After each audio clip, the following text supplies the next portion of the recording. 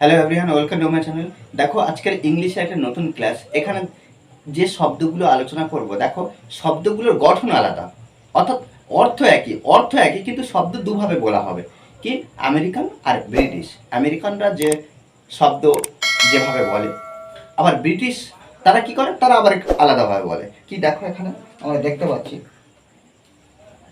হ্যাঁ, airplane airplane, কিন্তু এখানে কি না, আমেরিকানরা কি বলে এয়ারপ্লেন, আর ব্রিটিশরা কি বলে এরোপ্লেন।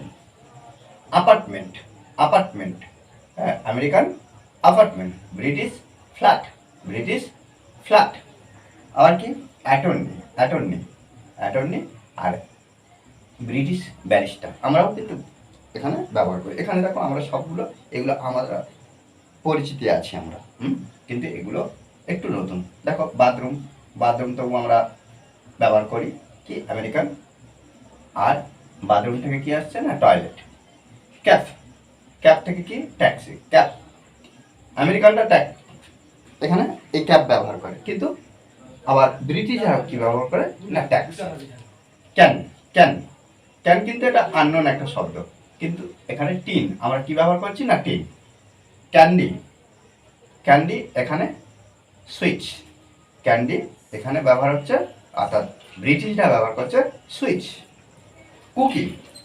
কুকি এটা আমেরিকান ব্যবহার করছে, এখানে বিস্কুট। ক্রেজি থেকে এখানে ক্রেজি, অর্থাৎ এখানে ম্যাট ব্যবহার করা হচ্ছে, ম্যাট। ডাম স্টুপিড, আর এখানে দেখো ডাম, আর এখানে স্টুপিড।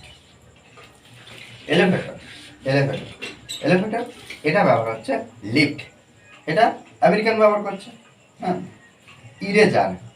ইরেজার আমরা কি ব্যবহার করছি, এখানে দেখো রাবার, এখানে অর্থাৎ ব্রিটিশরা, দেখো এই শব্দগুলো কিন্তু আমরা প্রত্যেকটা ব্যবহার করি। ফল এখানে আটুন, ফল আর আটুন। দেখো এই যে আমেরিকান আর ব্রিটিশ শব্দ আমি 4টে পার্ট করেছি, 4টে পার্টে আমি এই ভিডিও দেবো।